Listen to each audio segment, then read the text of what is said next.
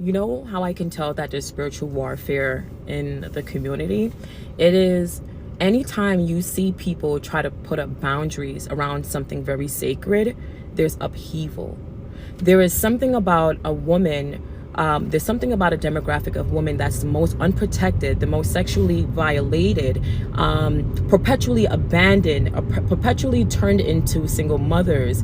There's something about a demographic of women really working very hard to improve their circumstances, right? Because many things are out of their control. So while many of these women are trying to improve their circumstances, they're also choosing to put up boundaries to kind of either divest, distance, or keep themselves away from people that don't share the same values or unable to kind of show up in a way that says I love you in action. Because at the end of the day, guys, whatever you want to call it, just understand that people put their money or invest their time consistently into things that they value. And for some reason, you don't really see that too much in the community outside of the woman. Okay, so there's something around, there's between the systematic issue, and as you guys know, with Black people, where obviously there's a lot of systematic conditioning, especially within our men, and also they are twice as impacted. But understand this, woman, Black women, you have to learn when to choose yourself.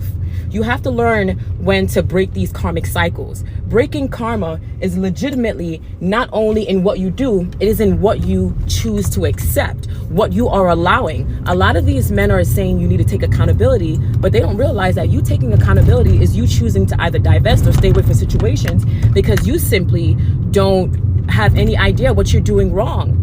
Right? And mind you, let's say the entire community is fucked up, but it's a fact that while you're trying to make better decisions to kind of keep yourself in, from situations where in which you might not have better judgment, people are getting upset about that, right?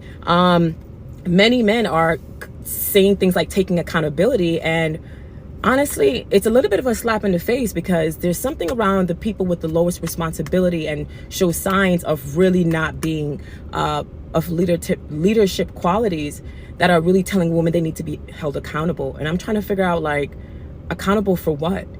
But let's say we do. Just know that us divesting or us trying to distance ourselves from men that are obviously not doing well through obviously having these high standards. Mind you, the standards are pretty much standard everywhere else. But there's something about Black women really having those boundaries that are creating a lot of upheaval, especially amongst the men, and the men feeling as though they're being deprived of something. But Black women, just know that there's a long history of us being exploited for what we have to offer while simultaneously never being protected or loved adequately.